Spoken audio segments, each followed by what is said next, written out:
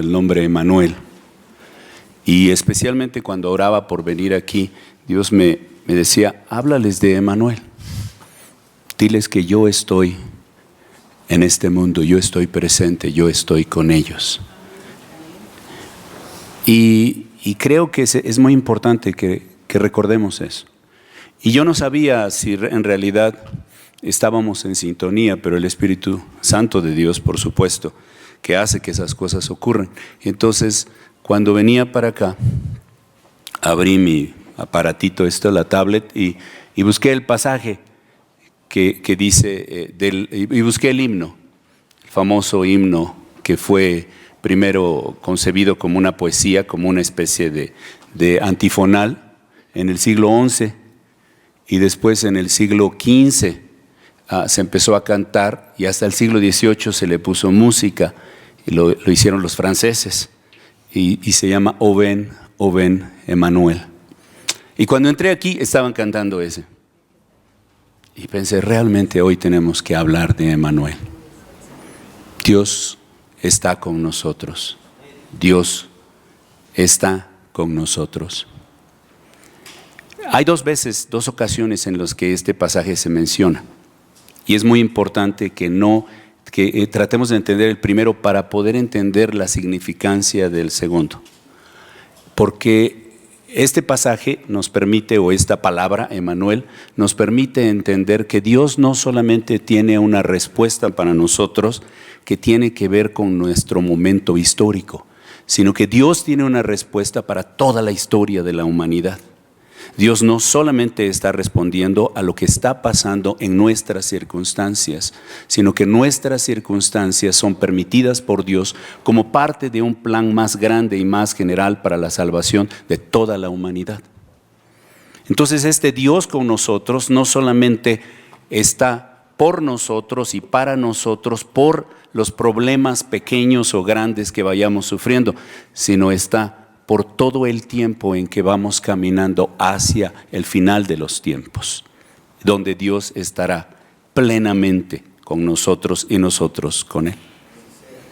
La primera vez que se menciona este pasaje es en Isaías 7. Entonces les ruego que busquen sus Biblias y vean un poco del contexto. Isaías 7.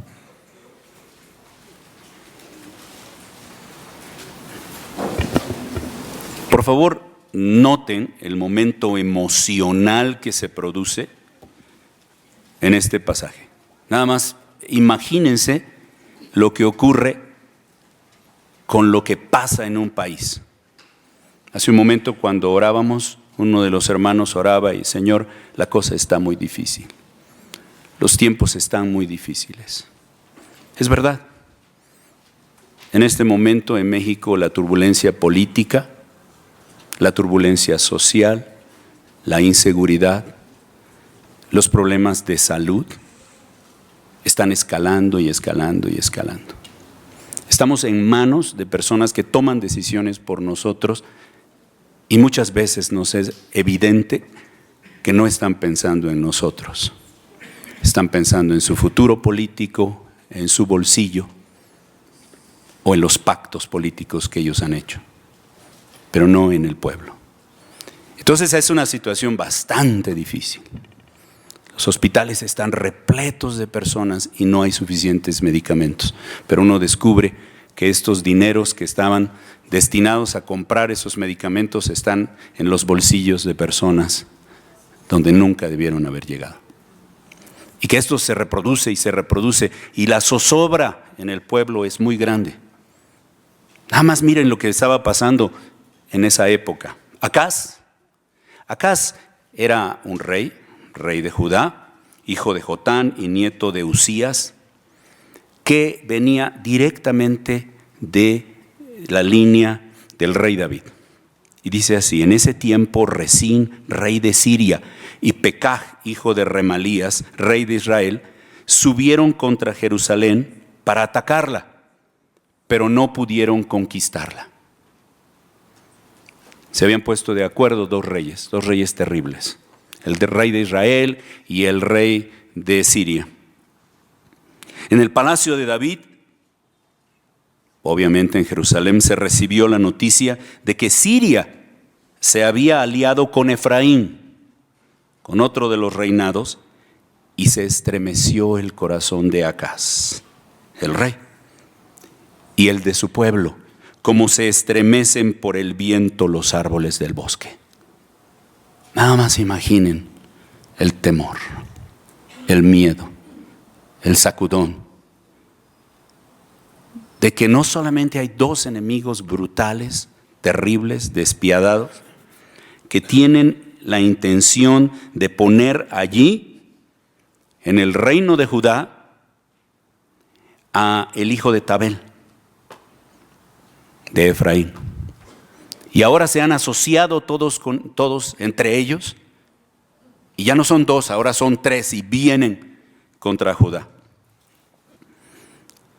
En el versículo 7 vemos que Dios se ha comunicado a través del profeta Isaías con el rey y le ha dicho todo lo que va a pasar.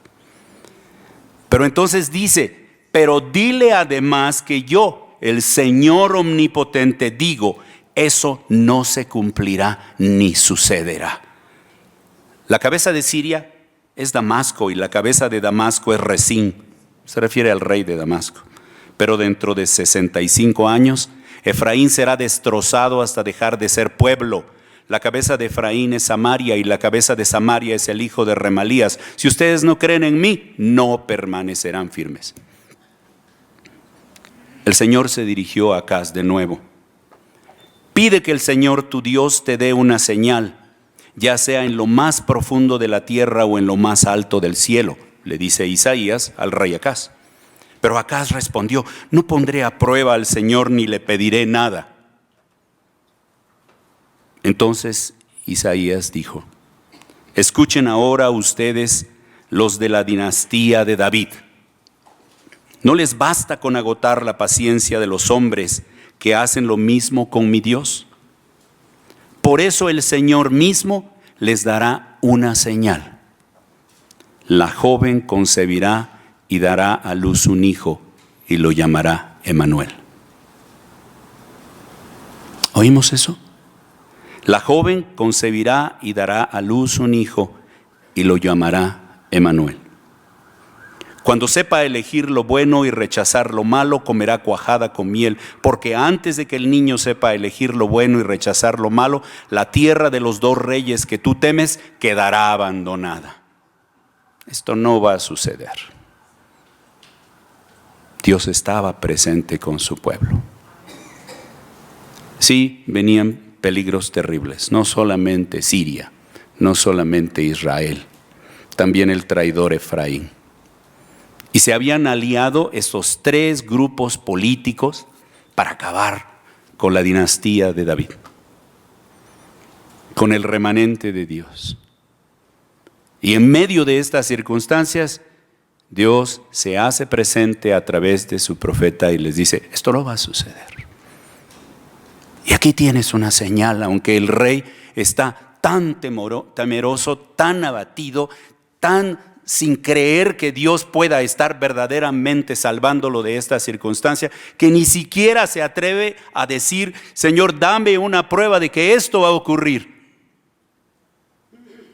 Y entonces Isaías anuncia una señal. Lo interesante, cuando leemos este pasaje, es que esta misma señal es usada para Mateo, para José.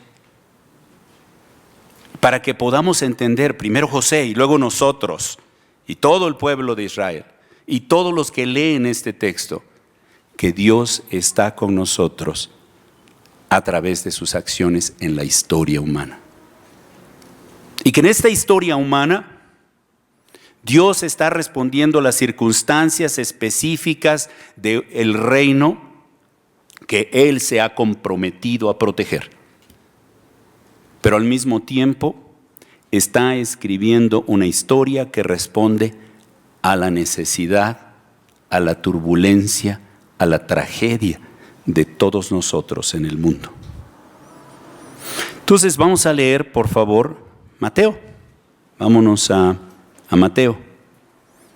Y ahora en Mateo vamos a buscar permítame un segundito, creo que estoy perdido.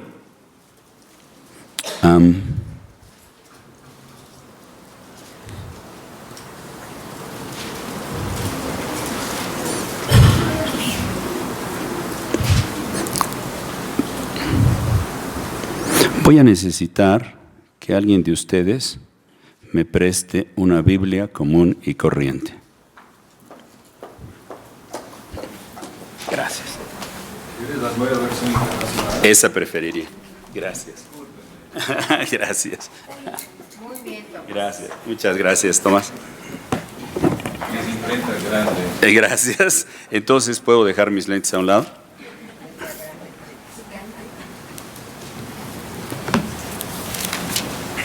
Vayan al capítulo 1, a partir del versículo 18. El nacimiento de Jesús, el Cristo, fue así. Su madre María estaba comprometida para casarse con José, pero antes de unirse a él resultó que estaba encinta por obra del Espíritu Santo. Vamos a tener ahora una narrativa del nacimiento, primero, de cómo ocurrió el nacimiento de Cristo, de la primera Navidad. Pero al hacer esta narrativa tenemos que tener mucho cuidado de notar cómo hemos deformado esa historia. Cómo la Navidad ahora son regalitos, una cena con la familia y toda una serie de simbolismos que realmente ocultan completamente el significado de la Navidad. El contexto de Israel no podía ser más terrible. Eran un pueblo cautivo por los romanos. Eran un pueblo con gobernantes corruptos. Eran un pueblo con un templo completamente ocupado por sacerdotes corruptos. La palabra de Dios no se escuchaba. Lo que se repetía vez tras vez eran tradiciones que habían sido amañadamente preparadas para sacarle dinero al pueblo. Eso existía. Y la gente no veía a Dios por ningún lado. Ver a Dios significaba hacer una peregrinación hasta Jerusalén. Acabamos de pasar el día 11 por la noche, ¿verdad? Sabemos a qué se refieren las peregrinaciones. Y el pánico que te da cuando son las 5 o 6 de la tarde y no has llegado a tu casa todavía y andas por ahí cerca del norte y dices, ¿qué me va a pasar? A ver, ¿cuántas horas más me voy a tardar en llegar a casa?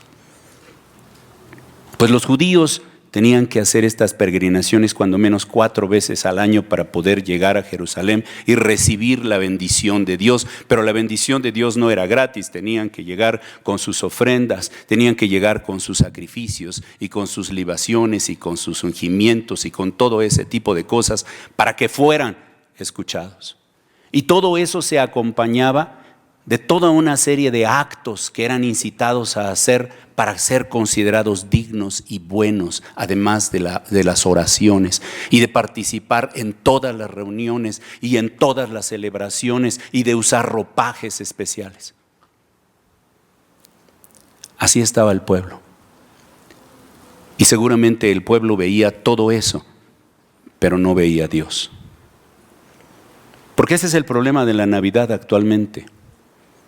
Uno ve la Navidad por donde quiera, desde el mes de noviembre, en los supermercados y en las tiendas esas grandototas, se oye la música navideña, ya viene Santa Claus, ya está el Rodolfo, el reno de la nariz roja, ya está Luis Miguel cantando que qué va a pasar la noche de Navidad, y todo ese tipo de tonterías, y uno dice, caray, ¿dónde está Dios en todo esto? Y en medio de ese contexto, a Dios le place cumplir su promesa. Pero esta vez, no por una circunstancia local, no solamente por el reinado de David, sino por la bendición que David derramaría en todo el mundo.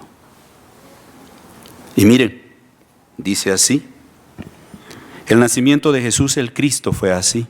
Su madre María estaba comprometida para casarse con José, pero antes de unirse a él, resultó que estaba encinta por obra del Espíritu Santo.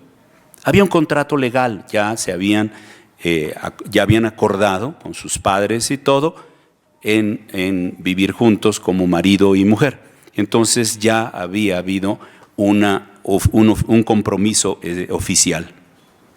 Como José, su esposo, por eso se dice así, como José, su esposo, ya eran esposos, solamente no habían todavía convivido por las tradiciones que tenían. Era un hombre justo y no quería exponerla a vergüenza pública por todas las consecuencias. Ella estaba embarazada, podía ser apedreada hasta morir.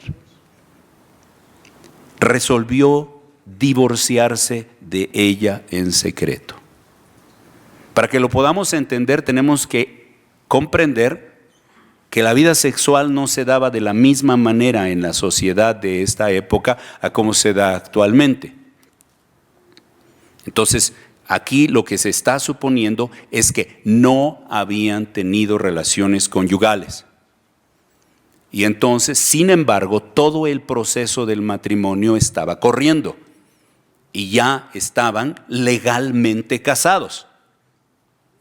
Y en este compromiso, la única manera en que José hubiese podido dejar a María sin hacer que la gente, la turba y la religión brutal que los rodeaba matara a María,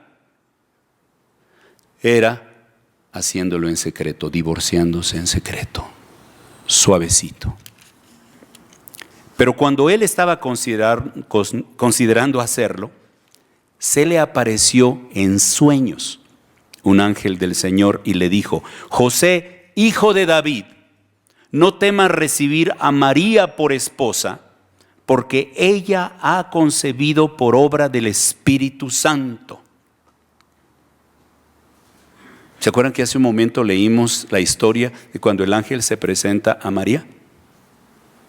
Bueno, este es el marido. Nada más imagínense las circunstancias, la situación. Te vas a casar, o más bien ya te casaste.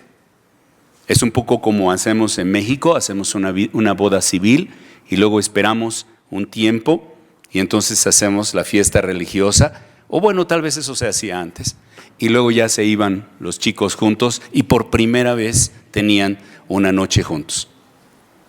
Actualmente ya tienen meses juntos, tienen años juntos, vienen, le hacen como que se casan, se ponen de blanco, hacen todo el tinglado, para tener una boda, pero no me refiero a eso, ¿ok?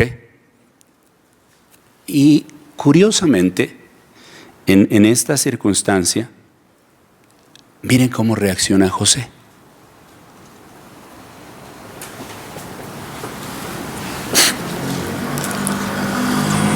Dará a luz un hijo y le pondrás por nombre Jesús, porque él salvará a su pueblo de sus pecados.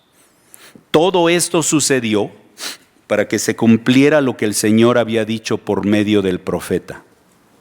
La Virgen concebirá y dará a luz un hijo y lo llamarán Emmanuel, que significa Dios con nosotros. Cuando José despertó, hizo lo que el ángel del Señor le había mandado y recibió a María por esposa. Pero no tuvo relaciones conyugales con ella hasta que dio a luz un hijo, a quien le puso por nombre Jesús. Y por supuesto que la primera pregunta que uno se hace, ¿y cómo sucedió esto? ¿Será que tenemos un sueño y a la mañana siguiente nosotros nos levantamos y decimos, es que fue un ángel, no fue un sueño normal y en verdad así va a ocurrir como las cosas son dichas en un sueño? ¿Eso es todo? En el sueño vi que me ponía en esta ventana y me aventaba y volaba. Entonces el que lo soñó viene, se sube y dice, ahorita vengo. No, y se avienta. Y uno dice, pero qué loco. ¿Quién puede creer en esos sueños? Pero este no es un sueño cualquiera. ¿Quién es José? Si nos detenemos un momento ahí y vamos al contexto, un poquito antes de que leyera este pasaje, vemos la tabla genealógica de Jesucristo, hijo de David, hijo de Abraham. Y entonces vemos a todos los antepasados de José. Y vemos que hay una línea directa desde Abraham y luego David hasta José. Vean el versículo 2. Abraham fue el padre de Isaac, Isaac padre de Jacob, Jacob padre de Judá y de sus hermanos, y así sigue. Ahora el 6. E Isaí, padre del rey David, David fue el padre de Salomón, cuya madre había sido la esposa de Urías. Salomón, padre de Roboán, Roboán, padre de Abías, Abías, padre de Asá. Y ahora el 15. Eliud, padre de Eleazar, Eleazar, padre de Matán, Matán, padre de Jacob, y Jacob fue padre de José, que fue el esposo de María, de la cual nació Jesús, llamado el Cristo. Así que hubo en total 14 generaciones, desde Abraham hasta David, 14 desde David hasta la deportación a Babilonia, y 14 desde la deportación hasta el Cristo. Y José es parte de esto. Es interesante, porque por un lado ponderamos mucho la figura de María, por ser madre de Jesús, pero nos olvidamos que Dios también había escogido a José. Era el hombre de la descendencia, de la ascendencia, ¿sí? Con la ascendencia correcta, que descendía de la línea de Abraham y de David. Era el hombre correcto. Era el hombre que seguramente, entre las historias más apreciadas de su familia y de su linaje, estaba la historia de cómo Dios había librado el reinado de Acaz. Era un hombre que entendía la palabra y que estaba sujeto a Dios. Era un hombre que podía discernir, que no cualquier pensamiento lo turbaba o lo llevaba por cualquier lado. Y a este hombre Dios le habla. Y este hombre reacciona de una manera absolutamente extraordinaria. Porque cuando oye las palabras que oye en su sueño, las identifica con aquel evento, con aquella profecía del profeta Isaías, y entiende que es en su propia casa, en su propio tiempo, en su propio momento, cuando Dios va a cumplir con su promesa. Es en ese momento cuando Dios va a traer a Emanuel. Y la señal es que un niño, una virgen, una mujer que está comprometida pero aún no ha tenido relaciones sexuales con su marido, va a quedar encinta y dará a luz un niño que será llamado Emanuel, Dios con nosotros. Cuando José se despertó, hizo lo que el ángel del Señor le había mandado y recibió a María por esposa. Pero no tuvo relaciones conyugales con ella hasta que dio a luz un hijo, a quien le puso por nombre Jesús. Maravilloso, ya sabemos muchas cosas ahora. Ahora sabemos que Dios está interviniendo en la historia y está con su pueblo y está preparando y salvando a ese pueblo para que ese pueblo vaya llevando su linaje hasta el punto en que llega Jesús. Y Jesús tiene el linaje de José, no de María. Y el linaje de José es el linaje de David. Pero interviene el Espíritu Santo. Y entonces no es un hijo producto de la relación de un varón y de una mujer, es un hijo producto de la intervención sobrenatural de Dios en una mujer. Pero lo importante ahora entonces es que nos preguntemos, ¿y qué significa que Dios esté con nosotros? Su nombre es Jesús, porque Él salvará a su pueblo de sus pecados. Pero una de las maneras en que será llamado es Emmanuel. Así como decir, este es Pedro, pero le dicen el fuerte. Bueno, porque es fuerte. Este es Jesús. Y le llaman Dios con nosotros, Emmanuel. Y la pregunta que nos tenemos entonces que hacer es, ¿y cómo podemos ver que en verdad Dios está con nosotros? A mí me parece que lo más obvio que uno tiene que hacer para entender el sentido de la Navidad es ver qué hizo Jesús. ¿Qué es lo que hizo Jesús entre nosotros? ¿A qué se dedicó? Se puso a plantar iglesias. Se puso, a escribir libros. ¿Qué hizo Jesús? Si seguimos la línea así de Mateo, nos vamos a dar cuenta de que Mateo tiene una convicción muy grande. Necesita demostrar a los cristianos que el cristianismo no es simplemente un avivamiento dentro de la religión judía. Que ser cristiano, seguidor de Cristo, es una cosa significativamente diferente de ser judío. Y entonces, el tipo de Cristo que nos presenta no es un Cristo que se dedica a cumplir los rituales tradicionales de su pueblo.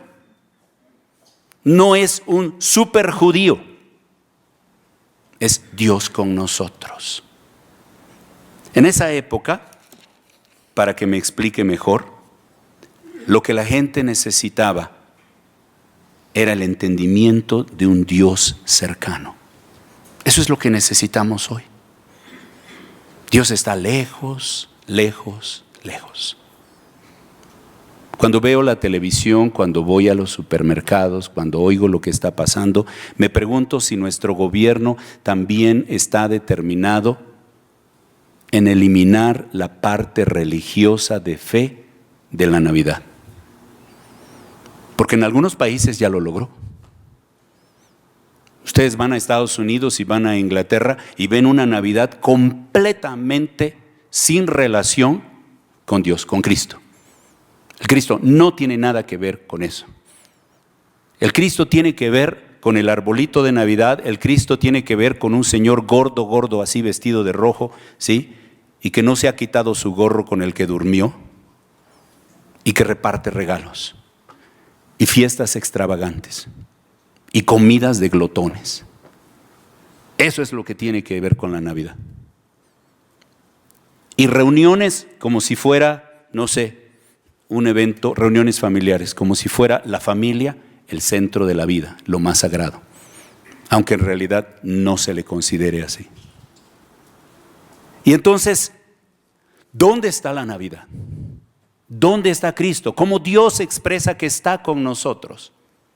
Para ser más claro, tenemos una idea sumamente imaginativa acerca de lo que es Dios con nosotros. Y entonces decimos, hermanos, muchas gracias porque Dios está conmigo. Y uno dice, es verdad. Y Dios está conmigo porque donde quiera que voy siempre se hace presente. Sí, es verdad. Y siempre me ayuda, es verdad. Pero no es suficiente. Eso no es un anuncio suficiente. No es suficiente porque Dios no solamente viene como una presencia sobrenatural que por medio de sus ángeles y su mismo Espíritu Santo nos protege de manera personal, sino que somos un pueblo donde Dios se ha hecho presente. Somos un pueblo que ha recibido la misma presencia de Dios dentro de nosotros. Hoy Dios está aquí porque vive adentro de nosotros por medio de su Espíritu Santo. Dios está aquí en este mundo porque nosotros hemos sido llamados a ser la sal y la luz de este mundo. Dios está aquí en este mundo porque somos nosotros los que tenemos que ser portadores de esas acciones de Dios en este mundo. No solamente Dios se expresa cuando cantamos o cuando nos reunimos, sino cuando respiramos y vivimos, porque es así como Dios vive adentro de nosotros y se expresa en este mundo. Cuando Jesús estuvo aquí, los problemas que Israel vivía eran terribles, exactamente como en la época de Acaz, pero ahora eran internos, eran brutalmente internos. Como les dije, no había salud, no había enseñanza, no había guianza espiritual, y todo el mundo tenía que viajar hasta allá, hasta Jerusalén, aquel terrible viaje para poder obtener alguna respuesta. ¿Y qué hace Jesús? Vean Mateo 4:23. Jesús recorría toda Galilea. Y más adelante, en Mateo 9, lo encontramos diciendo que recorría todo pueblo. Jesús recorría toda Galilea, enseñando en las sinagogas, anunciando las buenas del reino y sanando toda enfermedad y dolencia entre la gente. Su fama se extendió por toda Siria y le llevaban todos los que padecían de diversas enfermedades, los que sufrían de dolores graves, los endemoniados, los epilépticos y los paralíticos, y él los sanaba. Lo seguían grandes multitudes de Galilea, Decápolis, Jerusalén, Judea y de la región al otro lado del Jordán. Nada más dense cuenta el cambio social, físico, moral, espiritual que está ocurriendo en una región, porque Dios está presente, porque Dios está allí. Lo que la gente tiene de pronto es buena enseñanza. Todas esas tonterías y supercherías que les han estado diciendo que deben creer y que no los llevan a ningún lado, Jesús las está corrigiendo en las mismas sinagogas. Todas aquellas cosas que la gente no sabe sobre el reino de Dios, que no entiende sobre el perdón, que no entiende sobre la justicia, que no entiende sobre la reconciliación con Dios, Jesús las anuncia y las trae y las pone directamente al alcance de la fe de la gente. Jesús viene diciendo: arrepiéntete porque el reino de los cielos está cerca. Y luego está felicitando a los que creen. Y dice: felicidades a los pobres en espíritu, porque de ellos es el reino de los cielos. Y este mensaje está trayendo Jesús. Y al mismo tiempo Jesús se está involucrando con los que sufren, con aquellos que padecen las enfermedades crónicas más terribles, con aquellos que piensan que no hay esperanza para ellos. Y Jesús se rodea de una comunidad muy extraña y a la vez extraordinaria, porque son gente convaleciente, son gente que ha estado enferma por muchos años, son gente que no ha podido trabajar por muchos años, son gente que no ha podido cumplir con los ritos por muchos años, y estas multitudes son las que llegan a Jesús. Pero es más, quienes llegan a Jesús son un grupo multicultural. Miren cómo le preocupa a Mateo que nosotros entendamos las ciudades de donde viene esta gente. Lo seguían grandes multitudes de Galilea. Ya lo hemos explicado, Galilea era la región más decadente de todo el pueblo de Israel. De hecho, los judíos les encantaba repetir lo que había dicho el profeta Isaías, y Mateo lo pone: Galilea de los gentiles, región de sombra de muerte, sitio de oscuridad. Eso era Galilea. De ahí lo seguía la gente. Decápolis, 10 ciudades griegas en el territorio de Israel. 10 ciudades griegas donde, si ustedes visitan, encuentran gimnasios y encuentran templos con estatuas a Zeus, a Dionisios, a Artemisa, a todas estas creencias, donde encuentran mercados y encuentran bibliotecas y encuentran todas las expresiones de la cultura griega. Y en esas ciudades vivían grandes comunidades de samaritanos y de judíos. Y esta gente estaba siguiendo a Jesús. De Jerusalén, de aquella ciudad, porque en Jerusalén, aunque estaban los sacerdotes, aunque estaban los principales poderes, había mucha pobreza y mucha necesidad. Porque Jerusalén estaba llena de artesanos de gran habilidad, pero que tenían tremendos impuestos sobre ellos y tenían que estar manteniendo la riqueza de los gobernantes. Y de Judea. Judea eran los grandes graneros de Israel. En Judea sacaban grandes cantidades de trigo, pero ahí tenían precisamente los romanos y los gobernantes judíos y los sacerdotes sus grandes haciendas donde producían grandes cantidades de riqueza y explotaban a los pobres. Entonces de pronto llega Emmanuel, Dios con nosotros. ¿Y qué significa?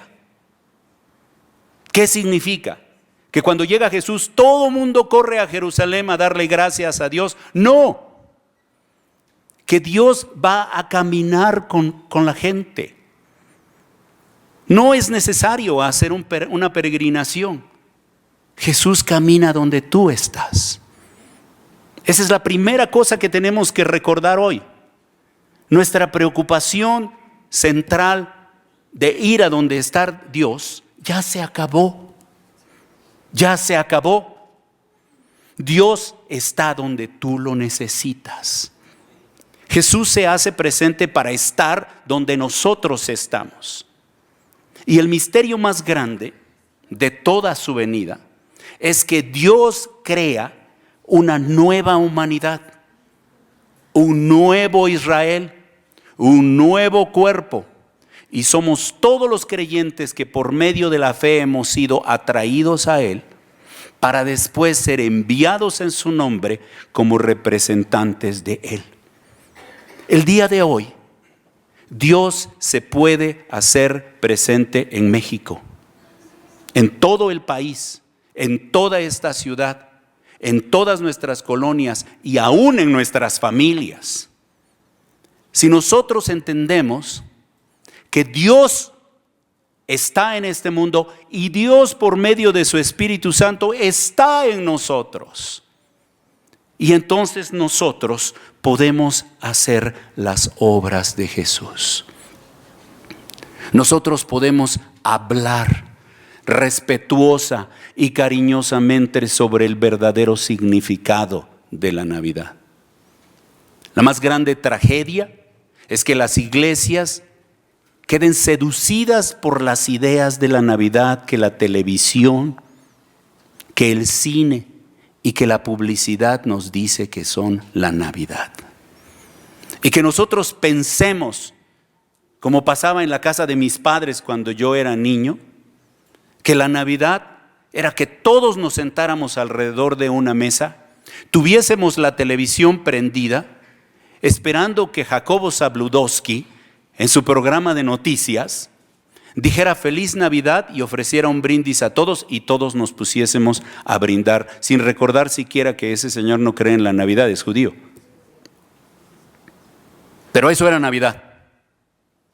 Y nosotros pensamos, la Navidad es estar esperando que lleguen, ¿qué será? ¿Las 10? ¿Qué les gusta? ¿Las 11 o las 12 del día 24 en la noche? Y entonces, cuando llega la Navidad, ¡feliz Navidad! ¿Sí? Y nos tragamos unas uvas o nos las comemos, nos empujamos unos tragos o unos sorbos, como ustedes quieran, y entonces nos paramos y nos abrazamos y ¡feliz Navidad, feliz Navidad, feliz Navidad! Oye, ¿no has abrazado a tu primo? Ah, sí, primo.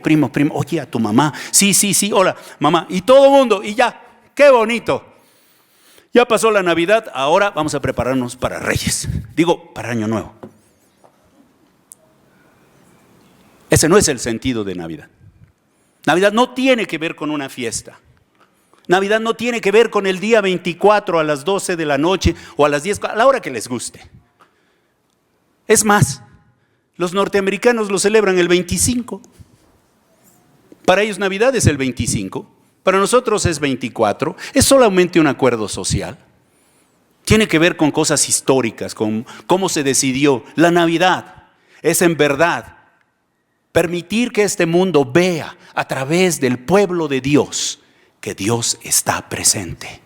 Dios está con los problemas que están ocurriendo. ¿Ustedes creen de verdad que la solución a los problemas morales de este país, a la gran violencia de este país, a la idolatría por el fútbol en este país, a la idolatría por tantas cosas en este país, están en los partidos políticos? ¿Ustedes creen que es una solución política? Porque si así hubiera sido, entonces Jesús, ¿por qué no se alió con los romanos y dejó que la Pax Romana pues impusiera la paz en todo Israel y colorín colorado? No, es una transformación que viene mucho más adentro y tiene que ver con reconocer nuestros pecados, entregarnos humildemente a Él y vivir una vida transformada por el poder del Espíritu Santo en nosotros. Pero tiene que ver también con que fuimos llamados, fuimos bendecidos para ser bendición de otros. Hoy la Navidad, otra vez, como en el tiempo de Acaz, como en el tiempo de José y de María, es Dios con nosotros. Pero hoy la Navidad nos toca a nosotros llevarla. A la persona con la que tienes problemas, tal vez debes empezar a pedir perdón, a solucionar todas esas situaciones malogradas que se han dado por los años o por los meses, a pagar lo que no has pagado o a dar lo que no has dado, a ser generoso como nunca has sido, a sonreír como nunca has sonreído, a ayudar a los que no te van a poder pagar, a apoyar a los que no te van a poder regresar tu apoyo, a enseñar la palabra, a predicar la palabra y a sanar por medio de la oración, de llevar a la gente al médico, de comprarle su medicina, de visitar a los enfermos y de estar con ellos. Que el Señor nos bendiga esta Navidad. Que Emmanuel se exprese en nuestras vidas, en la vida de su iglesia. Que Dios nos bendiga. Amén.